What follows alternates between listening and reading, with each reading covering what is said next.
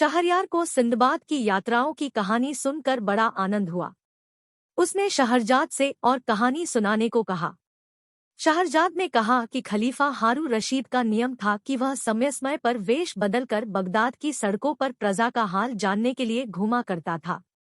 एक रोज उसने अपने मंत्री जाफर से कहा कि आज रात में वेश बदलकर घूमूंगा, अगर देखूंगा कि कोई पहरे वाला अपने कार्य को छोड़कर सो रहा है तो उसे नौकरी से निकाल दूंगा और मुस्तैद आदमियों को पारितोषिक दूंगा।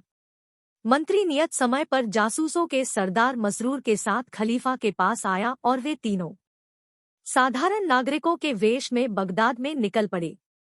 एक तंग गली में पहुंचे तो चंद्रमा के शुभ्र प्रकाश में उन्हें दिखाई दिया कि एक लंबे कद और सफेद दाढ़ी वाला आदमी सिर पर जाल और कंधे पर नारियल के पत्तों का बना टोकरा लिए चला आता है। खलीफा ने कहा कि यह बड़ा गरीब मालूम होता है, इससे इसका हाल पूछो। तदनुसार मंत्री ने उससे पूछा कि तू कौन है और कहाँ जा रहा है। उसने कहा, मैं अभागा एक निर्धन मछुआरा हूँ। आज दोपहर को मछली पकड़ने गया था किंतु शाम तक मेरे हाथ एक भी मछली न लगी। मैं अब खाली हाथ घर जा रहा हूँ। घर पर मेरी स्त्री और कई बच्चे हैं। मैं चक्कर में हूँ कि उन्हें आज खाने को क्या दूंगा। खलीफा को उस पर दया आई। उसने कहा, तू एक बार फिर नदी पर चल और जाल डाल। तेरे जाल में कुछ आए या न आए मैं तुझे 400 सिक्के दूंगा और जो कुछ तेरे जाल में आएगा ले लूंगा। मछुआरा तुरंत इसके लिए तैयार हो गया। उसने सोचा कि मेरा सौभाग्य ही है कि ऐसे भले आदमी मिले, यह मेरे साथ धोखा करने वाले तो मालूम नहीं होते। नदी पर जाकर उसने जाल फेंका और थोड़ी देर में उसे खींचा तो उसमें एक भारी संदूक फंसा हुआ आ गया। खलीफा ने मंत्री से मछुआरे को 400 सिक्के दिलाए और विदा कर दिया। खलीफा को बड़ा कौतूहल था कि संदूक में क्या है। मसरूर और जाफर ने उसके आदेशानुसार संदूक खलीफा के महल में रख दिया। उसे खोलकर देखा तो उसमें कोई चीज नारियल की चटाई में लाल डोरे से सिली हुई थी। खलीफा की उत्सुकता और बढ़ी।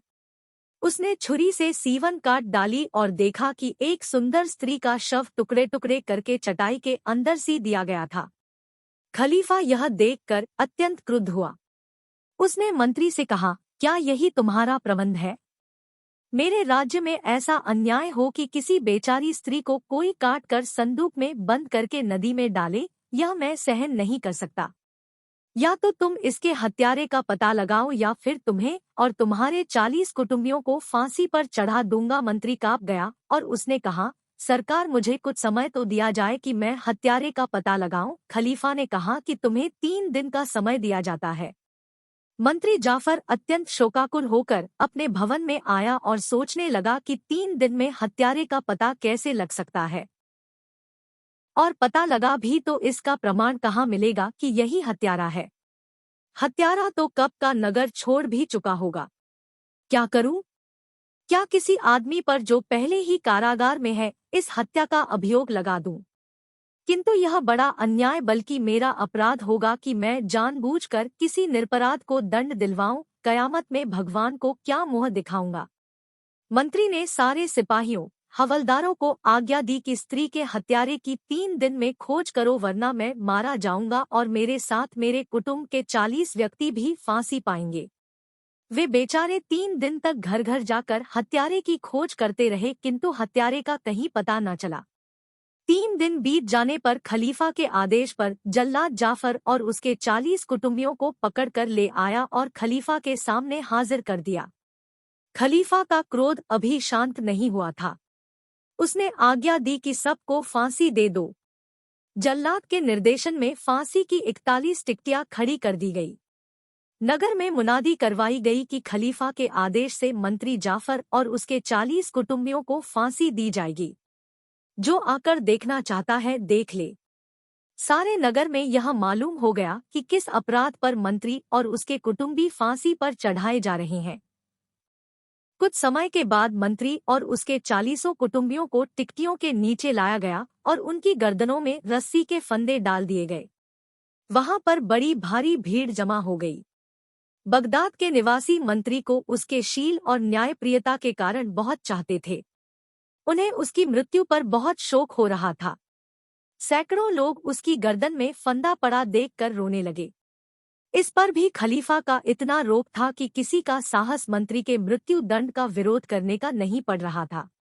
जब जल्लाद और उसके अधीनस्थ लोग फांसियों की रस्सियां खींचने को तैयार हुए तो भीड़ में से एक अत्यंत रूपवान युवक बाहर आया और बोला, मंत्री और उसके परिवार वालों को छोड़ दिया जाए। स्त्री का हत्यारा मैं हूँ, मुझे पकड़ लिया जाए। मंत्री को अपनी प्राण रक्षा की खुशी भी थी, किंतु युवक की तरुणाई देखकर उसकी भावी मृत्यु से दुख भी हो रहा था। इतने में एक लंबे चौड़े डीलडौल वाला बूढ़ा आदमी भी निकलकर बोला, यह जवान झूठ बोलता है, इसने स्त्री को नहीं मारा, उसे मैंने मारा है, मुझे दंड दो। फिर उस बूढ़े ने जवान आदमी से कहा कि बेटे, तू क्यों इस हत्या की जिम्मेदारी ले रहा है? मैं तो बहुत दिन संसार में रह लिया हूँ, मुझे फांसी चढ़ने दे। लेकिन जवान आदमी बात पर डटा रहा कि यह बुजुर्गवार झूठी बातें कहते हैं, उस स्त्री को मैंने ही मारा है। खलीफा के सेवकों ने उससे जाकर कहा कि अजीब स्थिति है, एक बूढ़ा और जवान दोनों अपनी अपनी जगह कह रहे हैं कि मैंने स्त्री को मारा है। खलीफा ने कहा कि मंत्री के कुटुंबियों को छोड़ दो और मंत्री को सम्मानपूर्वक यहाँ लाओ। जब ऐसा किया गया तो खलीफा ने कहा कि हमें बहुत झंझट में पड़ने की जरूरत नहीं है, अगर दोनों ही हत्या की जिम्मेदारी ले रहे हैं तो दोनों को फांसी पर चढ़ा दो। किंतु मंत्री ने कहा कि निश्चय ही उनमें से एक झूठ बोलता है, बगैर खोजबीन किए किसी निरपराध को मृत्यु दंड देना ठीक नहीं है। अतएव उन दोनों को भी खलीफा के सामने लाया गया।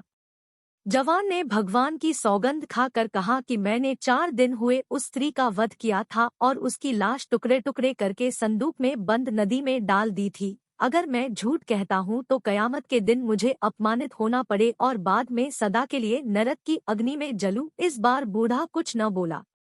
खलीफा को विश्वास हो गया कि जवान ही हत्याकारी है। उसने कहा, तूने उस स्त्री को मारते समय न मेरा भय किया न भगवान का, और फिर जब तूने यह कर ही लिया है तो अब अपराध स्वीकार क्यों करता है? जवान बोला, अनुमति मिले तो सारी कहानी सुनाऊं। यह भी चाहता हूँ कि यह कहानी लिखी जाए ताकि सबको सीख मिले। खलीफा ने कहा, ऐसा ही हो।